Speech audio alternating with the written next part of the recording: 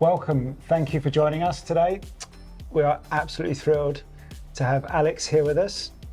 Alex is a personal brand advisor for athletes, founders and leaders in sport and wellness. An ex-agency leader, he spent over 17 years in brand, talent and sports marketing for the world's biggest brands and talent, working with the likes of Ronaldo, Kevin Hart, Adidas, MasterCard, just to name a few. Alex, welcome to the studio. Thanks guys, thanks for having me, for letting me be here. I'm really excited to kind of chat to you guys today. Alex, let's start off with one or some of the favourite moments of your career. I'm sure there are tons there, so let's tell us about some of the different... I've been very lucky over I feel really old now, that's 17, 18 years, to work with loads of different amazing people, brands, athletes and talent. There's a few different ones that kind of stick out that I'll kind of run through and bounce through. There was one for Adidas in January 2015, and it was the launch of Ultra Boost. If you remember the new kind of technology that came, it started with Boost, but then it came to Ultra Boost. And me and the team launched that in New York in the January on Wall Street. And it was the first time kind of creators and influencers were starting to have a buzz. So I think we had 200 influencers from around the world come to New York. And we had this huge event, and it was a huge success and it launched really well. But actually, as you know, with any event, there's loads of different things that are happening around the event to make it a success. And I think the biggest thing I took out of that was the team that I had working with me on that were unbelievable. It was like really long hours, everybody put in a massive shift. And it's one of them things that really sticks with me, kind of the teamwork that came out of that event, the team behind the success. So that was one of them. Another one that always kind of makes me giggle is when I worked with Kevin Hart, and it was Kevin Hart versus Usain Bolt. And we had an idea that I'd come up with about trying to get them both in an ice bath together. And again, this is before ice baths were ice baths. And I just remember Kevin sitting in this ice bath trying to get Usain to get in. There's just this comedic value of him. At the time, he was kind of on top of the world in terms of what he was doing in his tours, and the ability to work with somebody like that and his ability to kind of say, so Kevin, we're trying to get this out of this take or this idea. And he's like, cool, I've got it. And then he just riffs like one of the smartest, most intelligent comedic time person I've worked with. Last year I did something really, really special when I worked with the supermodel Ava Herzogova. And I worked with Ava and we created her MetaHuman. So MetaHuman is a piece of software, kind of think of it as a virtual humans. And that was a really interesting idea to work with her in terms of how you take kind of a real supermodel and turn it into a virtual human. And she became the first MetaHuman supermodel in the world. So that was a really kind of exciting process. And then just coming back a little bit down to sport, I think I've always been a huge rugby fan, growing up and played the game here and across in New Zealand back in the day. And I was in charge of when the All Blacks came to London in maybe it was 2015 again, for Adidas, and we shot them on like in central London around Waterloo. It was just this moment of like working with the All Blacks, which was kind of unbelievable. So loads of different moments, and then a final one was when I ended up at the United Nations with Adidas when we launched a new campaign, and it was a partnership with Parlay for the Oceans, and it was all about reducing the plastic in the ocean, which was a really meaningful thing. And I think, again, that was years ago, and now it's kind of come full circle in terms of the guys and the work that they do together. So there's just a few different moments there, but been very, very lucky to have loads of different moments that kind of, I think it depends what day you ask me on, if that makes sense. I mean, different things will pop up. I think the memories we get served through Facebook or Instagram, reminders of these different times in our life, which is quite interesting, yeah. I never thought I'd end up in this industry. I never even knew what this industry was. After graduating university, didn't know anything about it. It was only because one thing led to the other, and I went to New Zealand to play rugby and then fell into public relations, and that kind of was 18 odd years ago. So working at the UN was a very surreal moment. It wasn't very difficult because I didn't have much to do there. It was actually, we did a lot of shooting of the product around New York, and as you do around the streets, that was all done beforehand. So actually the UN part was kind of more the final part of it. So yeah. You've jumped from the agency sort of side to to very much working with individual leaders and talent now. It feels like you've just started to answer that with spending time with these individuals and that sort of individual connection. That's been one of the big inspiring sort of points. But is there anything else that sort of it feels like there was a couple of years where you might have been in the agency world but thinking about the next chapter? I think if you asked anyone, there'd be a couple of years. I think it probably would have been for the last probably 2013, 2012, so what, 10, 12 years been thinking about trying's the wrong word, thinking about I was going to do something on my own at some point. And I think probably up till maybe 2 years ago, maybe 3 years ago, I always thought the thing I would do was kind of go and create my own sports marketing company, agency, whatever. And, that would kind of cross, public relations to social, to creative, to brand partnerships, to business building, to, investments and things like that. But I think probably last year when I did make the leap to kind of go out on my own, I've made a conscious decision to stay as a solo founder at the moment and not try and build an agency, just because I think being in agency land for 18 years, there's so many pros from it, but also there's a lot of challenges. And I think based on where the world is going with new technology and things like that, I think agencies going forward are going to be challenged a lot, and it always comes down to the cost. When procurement gets involved, they're just going to be like squeeze. And yes, you can be a new agency that come out and you might have a 12-month, 18-month roadmap and get the accolades and get some work, but once you start trying to scale beyond that, 15, 20, 30 people, it's very, very difficult for agencies to scale that big. So I think what's happened in my thinking is that with the technology we have and the way the world is going, the reason is I wanted freedom, and I think that was the reason for my decision. I think I wasn't bothered about the awards, I wasn't bothered about making any lists, I wasn't bothered about trying to build a unicorn business or anything like that. I'm not bothered about that. All I'm bothered about now is spending more time with my wife and my family, more time with my friends, traveling wherever I want to go, working with people I want to work with, working on projects that have positive impact. That's now my goal. So it's kind of like a way of being like, I'm less ambitious than I used to be, but in a good way. Through my whole agency career, I was like, how can I get on this ladder and keep going as quick. And I think what happened, I got not to the top of the ladder, I got a good way up the ladder. I looked at the top and I was like, it doesn't feel like where I want to be or where I want to go. So the big thing, which has been one of the biggest challenges, is I've had to come all the way back down that mountain as I kind of looked up, with all that experience, and nearly start again at the bottom, drop the ego, be like, it doesn't matter who I've worked with or what I've done, I'm going to start again on my own terms and build up. And that's where I am now. So I'm right at the bottom of my, I'm nearly like an intern again in some aspects in terms of building a new business, but a business for myself on my own terms. So now the whole reason was around coming back to the freedom was, I wanted the freedom to work wherever I want to work. I want the freedom to earn as much or as little as I want to earn. I wanted the freedom to travel whenever I want to travel.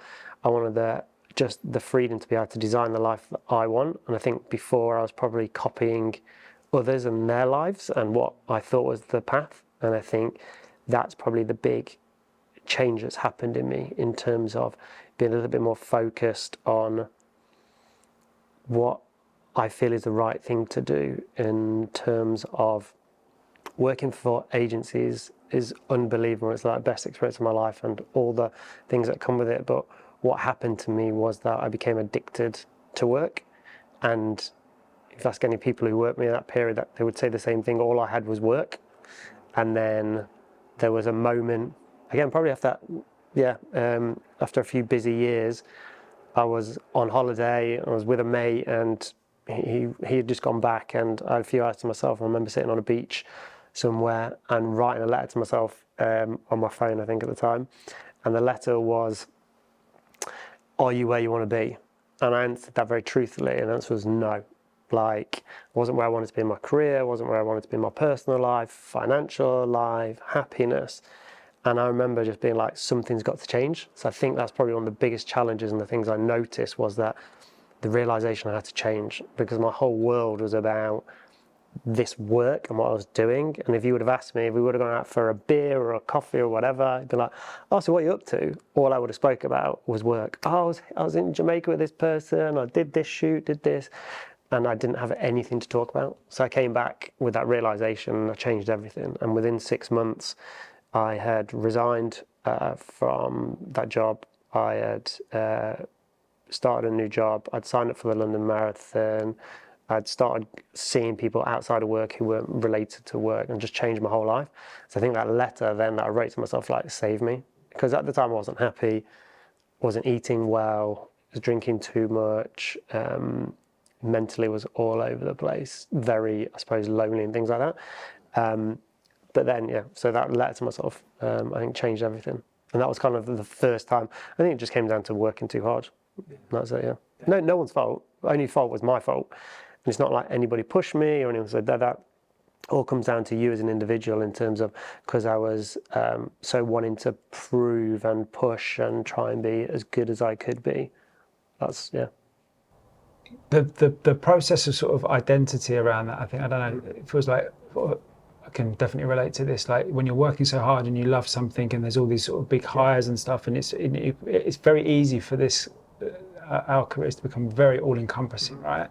It's a big brave process to be aware of that, number one, and I think to then start to unpick that and say, okay, well, the way out of this is to change yourself. Nothing external, it's about to change yourself, isn't it? And then to go on that kind of journey.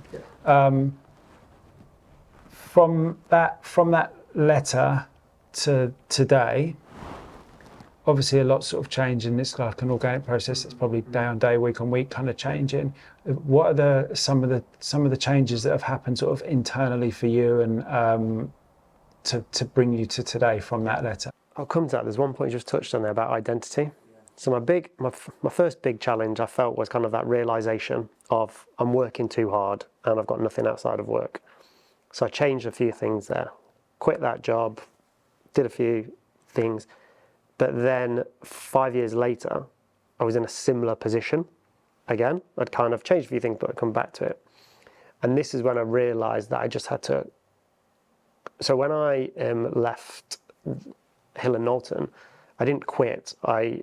I went to another job, but I realized that I needed to quit, if that makes sense. And I went to the job. When I resigned from Gravity Road, I didn't have anything else coming up, and I was going to get married in 6 months. So I had to, then I was like, I just felt myself going into this same place again, where I was just, work was too encompassing. Again, no one's fault, my fault. And it just got to a point where I was like, I just need to step out of this.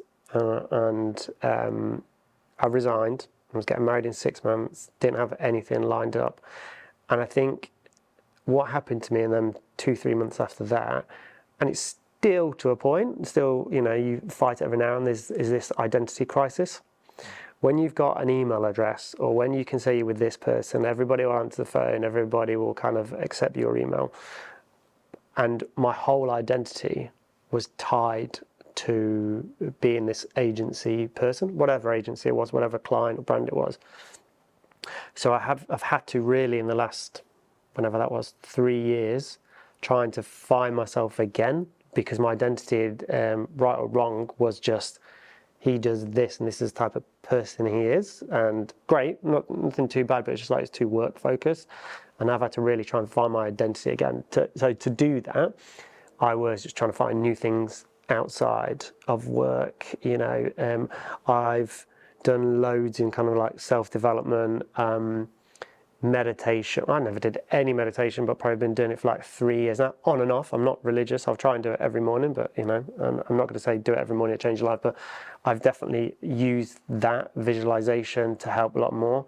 But also, I'd really read a lot about entrepreneurs and how the people were building businesses, and side hustles were just starting to come on the radar. So I'd read a lot about this, and about this change from being an agency to freelance to consultant to one-person businesses. And I'm like, there's something here, there's something here. So yeah, did that, consulted for 6 months, and then went in and did a few different roles, and then decided to come out and go on alone. What are some of the good examples of personal branding in the sports talent world? I think what I noticed is that I came out with all this work done, and I was so scared in that period to talk about the work I'd done. I don't know why, I was just scared to do it. I turned down interviews and talks and stuff like that. 'Cause it wasn't about me, it was the work. I was just part of the team that helped deliver it. I didn't want really the spotlight on me. So unless you followed me on Instagram, the 400 people I had follow me, or were in my echo chamber out of work, no one knew who the hell I was or the work I'd done.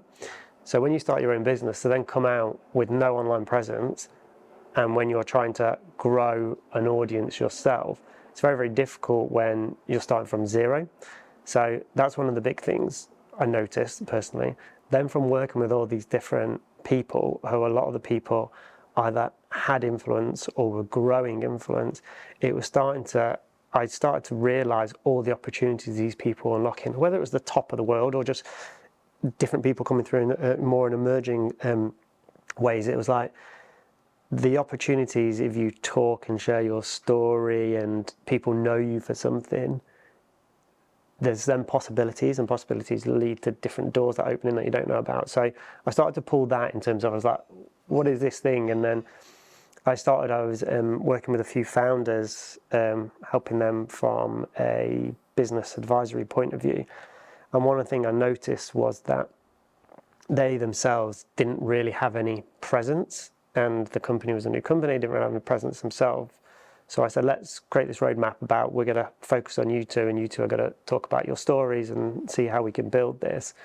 And that became very, very successful with them in terms of what they were doing. They were just sharing, there's the brand story, and then there's kind of their personal stories, and it's about trying to align the two of them in terms of a company and a personal brand, but them having, what am I learning on this journey as a founder? What am I learning? What can I share about the business? What are the ups and downs? So people start to buy from people. Then they start to have success with that, where different people and opportunities were coming to them, whether it's from new people wanting to work for the company, whether it was investment, whether it was bigger networks. So I just looked at this and I went, when I start to look and go, people who have a mission or are known for something or have influence can open up opportunities. I know personally from myself, not having any personal brand at that point, outside of a handful of people, it's very, very difficult. And I've started to work with a couple of these different founders in this space, and they're having success when they're just sharing their story of like, there's something here. So then I went back through my whole career, and you quickly look and you go, well, I've never called it personal branding, but actually I've come up with ideas, briefed people, advised people what to say at different times, advised people who to have partnerships with. And I'm like, for me, this is kind of like personal branding. You could pull it, it could easily be called talent management in some aspects. But I just felt really passionate about this personal branding because I feel like people buy from people. So if you can make connections with people, you're going to open up more opportunities. And you only have to look at kind of, the big, well-known founders in the world, right, in terms of the Elons and the Richard Bransons and different people like that. And their personal brands are way bigger than their company brands. So I start to have a look at this and start to learn more about it. But actually you start to look through the career and you go, well, I've done PR, I've done social, I've done content, I've done brand partnerships, I've done talent advisory roles. I know how to do this, know how to do that, and you go, well, this is just personal branding. But the biggest thing I see with personal branding is the strategic part of it. This is not about anybody can pick up a camera and talk and post something on LinkedIn. So it's not about the execution side for me. At the moment, my focus is really on the strategy. And actually that comes down to kind of like 3 different points. One is around people understanding, so I just call it SMS. So one is around self, right? So understanding yourself, so your values, your experience, your stories, your vision, your mission, your motivation. So that's how I start with clients, talking about, tell me about that, and starting to pull that information. That then gives you your foundation. So once you've got your foundation in terms of what your values are, you write your story in terms of my story, you know, I remember watching the Olympics with my dad. That's why, you know, I probably ended up in sport to go through all that what we've just talked about. Once you've got that foundation, the next thing is then to look at kind of the message, and you start to go, okay, well, who are we trying to talk to? How can we help that person? What's the value we can give to that person? What is the channels we should be using? What's the cadence? What's the story? What's the narratives? What's the key messaging? What's the messaging house? And then you go, okay, cool, that gives you your message and how we're going to start telling it. And then you start looking at the scene part, which is like the visibility, and you go, well, what's our content strategy? How do we keep turning up, be successful and consistent? What are the habits we need? What are the processes and systems? So I was like, when I put all that all together and that framework, I was like, well, this is everything I've just done in the last 17 years, whether it was with a Ronaldo or whether it was with a MasterCard, it's a lot of the same principles. So I've taken all them principles and now applying it to individuals where they can start crafting their own stories and telling their own stories. And I think a lot of it is, if I think back to me, I just needed confidence. I needed someone to help me to piece it together and be like, it's not about you just blowing your own trumpet. It's actually about you putting value into the world and sharing your experiences. So that might help the other person who is, or will help you. When I was sat on the beach X amount of years ago, if I would have heard this, would have helped. So when you start to work with someone and they start to understand their own self, it's so powerful, because I always come back to like a driving test. You know what I mean? You're taking a lesson, you've got no idea, and then one driving lesson, you're like, oh, I know how to do this now. It just clicks. And I kind of see that with clients. They click and they have this moment where they just realize their own value. Yeah. And then you kind of, all my job is to kind of guide people, right? A lot of people have got their own answers. They just need some help pulling it out, and it's kind of that is the help I needed. And then you start to put strategy around it, and you know, and you can start to look at the different objectives and goals, and you know, all that sort of stuff. The power of sort of like, you know, people buying from people and that sort of human story. Yeah. I can only sort of talk to my own journey with this, but I think when you do get sort of, you know, very focused just around the work, delivering the work, and we've both spoken about this before, where you know you're just focused on delivering great work and process, and you don't want to kind of put yourself in the light. But then when you start to realise that it's also not just about you, it's the impact, like by sharing your stories and your kind of scars and what you went through and your own insecurities and all these things, that's so powerful. Well, that's what makes people unique, right? It's their own story, because especially with AI and, you know, the brilliance of it, but also the challenges that come with it. But there's so much sameness now when you look at content, and the only way you can make that content different is if it's coming from your story, because you're the only ones who have gone to these places, have done these things. No one can take that away from you. So it's just how you can share that story that is going to add value and be useful to people. I was out walking with a really good friend of mine who's a very successful entrepreneur, and we were about to do a couple of sort of shoots for his business, and he now works sort of in with a lot of young adults and in the sort of education sector, and he absolutely laid into me. He had a massive go at me because he's like these kids are so excited to be working with you two because they've seen you've worked with, you know, X person and this, and he's like, you're just not talking about it. You're not talking about your story enough. And I was at the time, I think it might have been a bit of like a post-pandemic kind of knocking confidence, but also a bit of like, you know, like didn't really, you know, I'd lost the impetus of sort of sharing, because I was like, I don't really want the spotlight back on me. Like, you know, it was an amazing shoot, but there wasn't the passion behind sharing it, and I didn't really understand the value of like, look, it's not really about you as well. You know what I think is the big but it was huge. But it was such a great. I remember it was such a great talk, and I sat back and was like, people forget the knowledge they have. Yeah. And the worst thing, not the worst thing, one of the big trends I'm starting to see with all the people I talk to is they don't feel they've got anything to say or add because of their immediate circle. Yeah. What people are going to think of me, or that's why I didn't speak, because I was like, well, all my mates who know me know all this stuff. They know all about talent and influence marketing and content and creative and how you come up with great ideas and because, you know, you're working in this bubble. You step out of that bubble, no one knows. And that's why I think with probably a lot of careers, everybody's so, you know, looking in and focused on what they're trying to do and their own echo chambers, that actually if you step outside, you'll realize how much value you've got now. Like, even now, I don't think I've got anything worthy to share at all. And you're like, but then you start speaking to someone and it's nearly people's reactions to you, like, oh, well, they didn't know about that, or they didn't know that. If you've got 4 hours with a talent, this is the best way. I can tell you this is the best way to structure it, and this is the way you'll be able to get X amount of pieces of content out of it and do all this. And people are like, what? And you just because you forget the knowledge you've got inside it. So going through this exercise, and that post about the other day around the self-value, you forget about it. So you have to kind of remind yourself. And that's why I think having, people to help guide you is the biggest thing, because you're your own biggest critic, and to have people with you who can support you and guide you and pull information out of you that you forgot, I think is really important. So yeah, I totally agree with that story there. I see it like every day with people I speak to. Thank you. And that value then comes back into sort of self-worth and self-esteem and everything as well, right? Very interesting. I don't see it that much with athletes. Okay. I just thought about this now. Yeah. I think with a lot of the athletes I've worked with, I don't see this.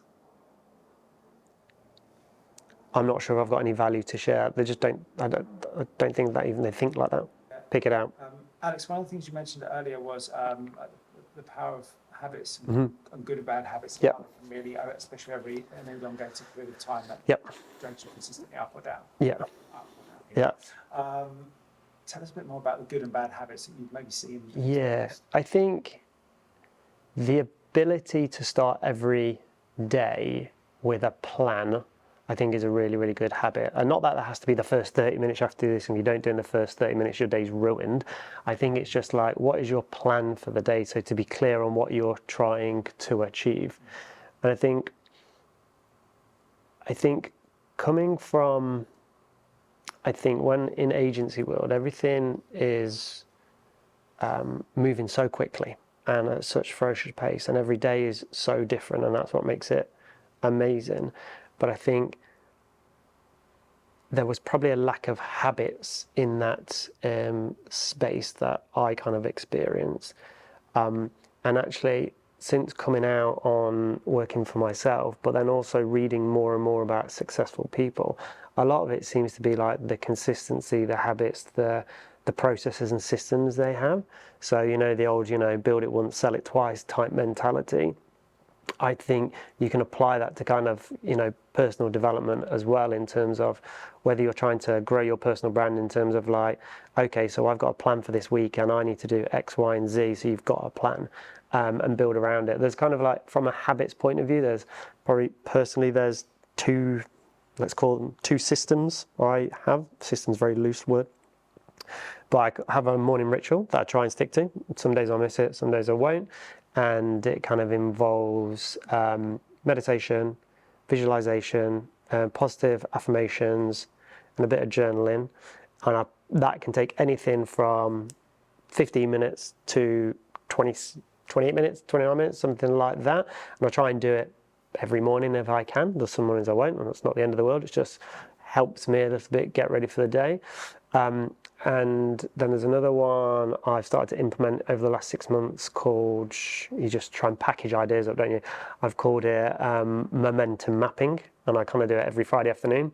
And it's where I just review my week, ask myself these 10 questions, and then score myself on different elements in terms of, has my following grown? How many meetings did I have? Did I close anything? And it's just this ability, it's the ability to do this exercise and to have something that kind of allows me to kind of close the week off and then go put that to bed. And then there's another one there's an American founder called Matt Gray, who he talks about a personal well-being system or service, I'm not exactly sure, which I'm quite interested in. And it's about having these type of people around you. So he talks around having a mentor, a coach, a therapist, a PT stroke workout buddy, and he said these are the 4 people that he has around him that really helped him and his personal well-being. So I've been looking at that, and I've probably got 2 to 3 out of that 4, and I definitely find that helps. So having a coach now for the last 4 months was a big decision I made, because I felt quite lonely, and there's only so long and so much you can talk to your partner about before they're like, please stop talking about this. But to have someone to bounce things off who, as a sounding board, who's ahead of you. So definitely the coach. I've got mentor stroke advisor type thing. It's more kind of a more senior friend, should we say, in terms of who's been on a journey. And then from a PT workout buddy, there was me and two friends who worked out together quite religiously when we were aiming for a high rocks. And that meeting of getting together on a Sunday morning to do an hour together, forget the workout. The workout was great, but it's actually the social camaraderie of coming together, which is really, really important. So yeah, there's kind of 3 habit systems I've got in terms of morning ritual, momentum mapping on a Friday afternoon, and then this personal well-being service system that I'm looking at as well. And I just kind of feel having habits, James Clear and his book of Atomic Habits, if you haven't read it, I definitely recommend it. There's an amazing thing about the power of habits, and this is not about they have to be huge changes, it's just small changes. And I just think when you build habits, how can you build them into things you're already doing in the morning, or not in the morning, just throughout the day or throughout that time that happens. So if you all sit down for a morning coffee, what can you add on to your morning coffee to then make it into that habit? So whether it's I'm going to have a morning coffee and I'm going to read for 10 minutes, just try and package things together. So it's all around trying to what I'm finding anyway is, and I'm totally learning about this, I'm very new to it, but just trying to systemize things and build things together. I think that's one of the biggest things I've learned from working for myself is how you have to build processes and systems, because otherwise every day you're just starting from anew. And from trying to build a business, that is a terrible thing to do. You need to be trying to move things forward every day, every week. Yeah, all of that's huge, but especially that last point I think really resonates. I think I came from 6 years, working for a big global organisation, and so the last 16 being a photographer and director and being a freelancer. And when you have the goals that you have as well of like the life on your terms essentially, and where you want to do, the critical thing for that is like you have to have those systems in place and processes. And the more I think for me, it goes alongside with freelance. The more you can do that, the more you can actually stay aligned with your goal there. Otherwise, it's very, very easy to become reactive and inefficient. Yeah, and I think I try and have a routine, like simple things like I now block out my week, so I only have so much time for work. Yeah. So now I know I've only got X amount of hours a week. Let's just say 15 hours for client work. So that straight away means I can only do 15 hours of work for clients, which then helps with, supply and demand, and you kind of go, well, I've only got 15 spots. Yeah. So if you fill them 15 spots, that's great. But then if you get more people waiting, so it's just building out your week. So now I kind of go, I start my day at this time, I try and do exercise at this time, and when you start to plan out and design the life you want, you quickly realize you've not got that much time for work, which is a crazy thing to say because we all need to, earn money to put food on the table. But that's what I find interesting about trying to design the life you want. And that was very, very difficult when I came out of, working for other people to work from home. And I remember that first couple of weeks working for myself, just sat on my computer, got there at 8:30. And I'd kind of do a few things, had no emails, which was weird because like no one's emailing me. And then you wrap up at 5:30, 6. And you're like, cool, it's a day done. And you're like, I didn't really do that much. So I learned through that experience, and now it's very much I know the structure of my days. I've got a structure, let's be honest, it will sometimes go completely out the window for whatever reason. But I find if I can follow this structure loosely, I'm a lot more productive and the results are a lot better as well. And also from a mental point of view, I'm a lot stronger in that way because I know what's happening. There's less unknowns, because working on your own, as you guys will know, it's kind of it's the unknowns, and it's the ability to understand the ebbs and flow. And entrepreneurship and freelance and consultants work is not for everybody, and you have to get an appreciation and an ability to be okay with the uncertainty that comes, next month, oh my God, we haven't got any work lined up. A month after that, with the business we've ever been. And I think, that from a business perspective, what you're looking to do is try, work with them ebbs and flows, but then over time, build different income streams so you get more flat base and you can start rising. But I find, this journey I'm on now, is just fascinating in terms of how this links to habits, systems, processes, and how you can start to build things. Yeah. I think it's one of the ultimate journeys if you're sort of dialed into self-improvement as well. It's not like everything you learn as a freelancer and running your own business. I mean, it's a huge thing to sort of retain that equanimity with uncertainty, right? I think it's a harder job than I had when I was working for other people. So I've told a lot of friends who, ask, how's it going, and then realise that it's a lot harder than I ever imagined it, because you've got three parts of the business. You've got kind of the running of the business, the promoting of the business, and then the doing the work, where before you were just doing the work and you might have to do a little bit of new business, but it was still like you were just doing the work.